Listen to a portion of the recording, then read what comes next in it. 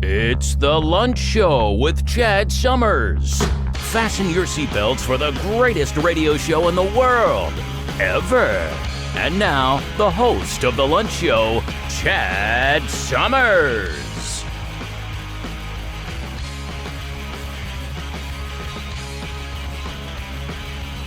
All right. Welcome to the Lunch Show, everybody. My name's Chad Summers. I'm your host. Thanks for joining us for Lunch in America. Big day today, November 15th, 2024. National Drummer Day. Yes. I am a fellow drummer, so this is fun for me a little bit. I guess that was founded by, or National Drummers Day was started by drumming.com. So that's cool. Let's jump into the birthdays.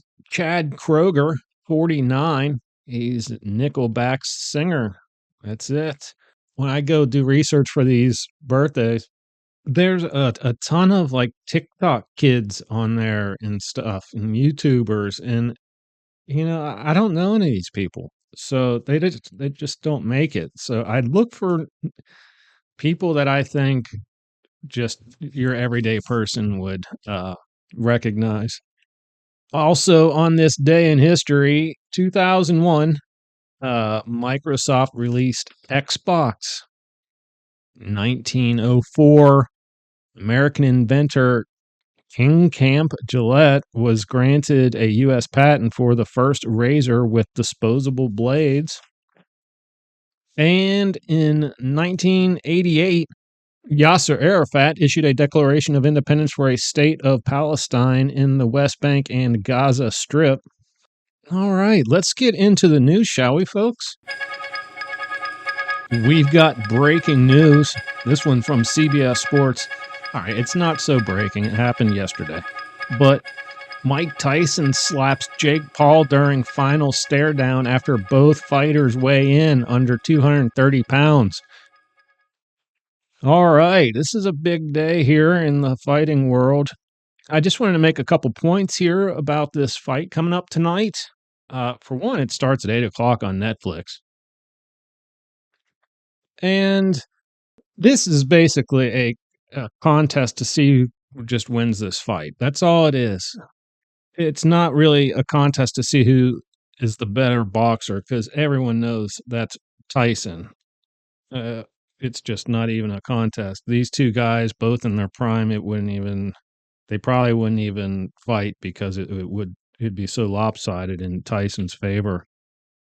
He's that good. So make no mistake, this is a Tyson attraction here. So, I mean, Jake Paul, he's doing a good job, playing his role, and he's going to make 10 million more than Tyson is. So I don't know. The only reason this is going to be a close fight is age, Tyson's age. That's what makes it fun. And that's what's going to make it maybe close. I don't really have any idea who's going to win this. Honestly, if I had to pick one way or the other to save my life, I don't know which way I would pick. I really don't. Jake is bigger and younger. So that's a factor. But Tyson is still Mike Tyson. He's not the same, but he still has some skills from his past that he can use and be lethal with them. So we will see tonight. I can't wait. We will talk about it in our next episode for sure. Looking forward to that. Here's one from Daily Beast. Sylvester Stallone comes out of the closet with Mar-a-Lago appearance. Oh, dear. The Rocky actor likened Trump to a second George Washington during a surprise appearance at Trump's Florida club. Holy cow. I saw this when I was doing show prep. I saw it on the news, and I was just hearing little bits of it. I'm like, wait, what am I hearing?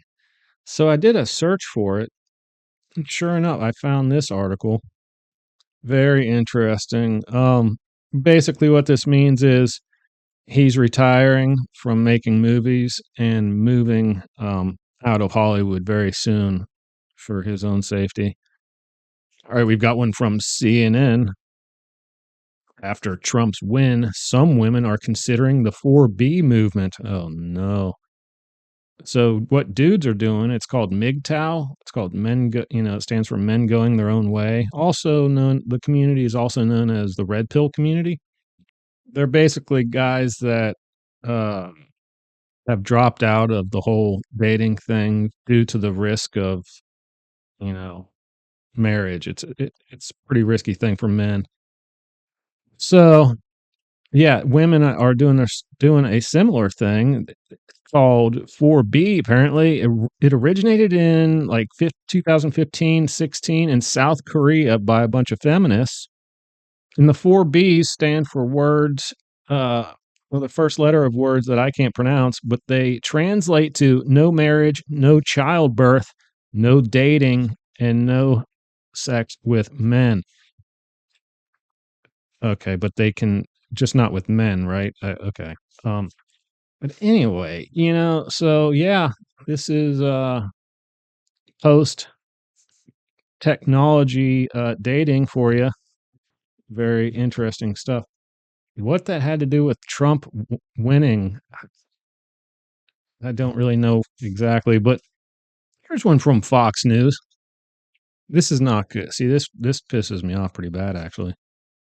Angler lands massive fish in Minnesota, reveals favorite U.S. spots where you can reel in monsters. Subheading: Kentucky angler lands big fish in Garrison, Minnesota, shares top fishing spots. See, this is not cool. You don't broadcast fishing holes like that. These are like good fishing holes are kept secret. Like they're treasured. You don't go online and announce that. So these people in Minnesota have this guy from out of town come in and find all their spots and then broadcast it. That's not cool. That is not cool. Unless it was all set up so they could get tourists and make money off them. But honestly, I live in a big fishing town, and if someone were to come to this town, find all the spots, the good spots, and broadcast it, I'd be pretty upset about that. So that's not really a cool thing. Here's one from CNN. A missing Wisconsin kayaker was initially believed to have drowned. Officials say he faked his own death. Apparently, so they just searched and searched and searched for this guy, like combed the bottom of a lake looking for him, and they're finally like, okay, something's up. So they started looking into his communications prior to his disappearance. And apparently he opened up an insurance policy in January for $375,000. The beneficiary was some lady apparently in another country. So yeah, I don't think they found the guy yet, but this is very fascinating. This is like right up the lunch show's alley for sure. We will follow up on that, if we hear anything or read anything.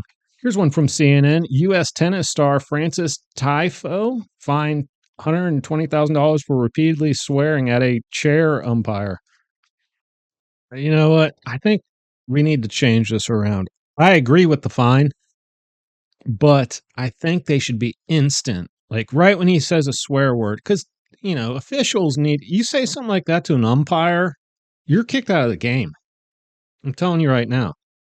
The umpire's like Judge Judy out there catching pitches, So I think what they need to do is instantly fine them, and it will go up on the scoreboard. It'll be like, Francis, fine, $50,000. And the crowd will go wild. I think that would make for a much more entertaining tennis match.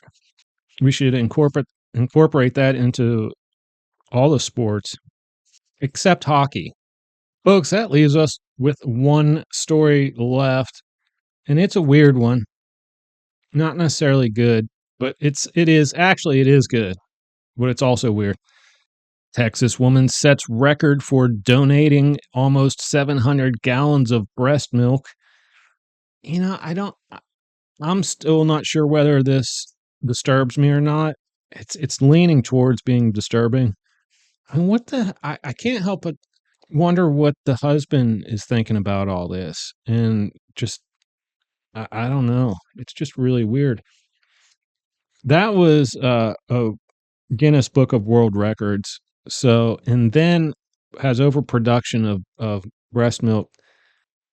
Prior to setting this record, she had also donated, like, I don't know, over 500 gallons from previous kids.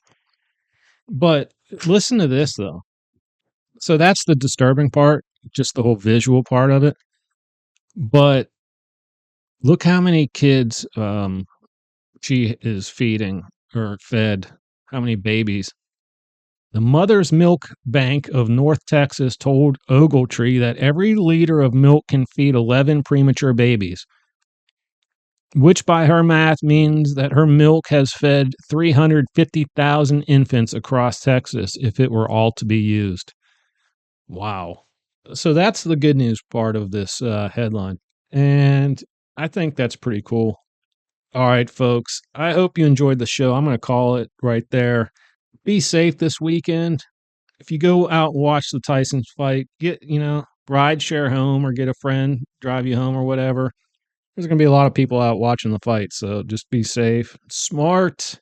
And until the next episode, keep pressing on in your life. And peace out. All right, folks, that's it for the lunch show today.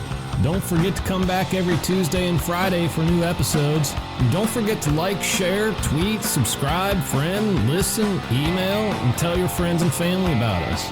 We need every single one of you all. Thank you in advance for your support, and I hope you all have an awesome day. You just listened to The Lunch Show.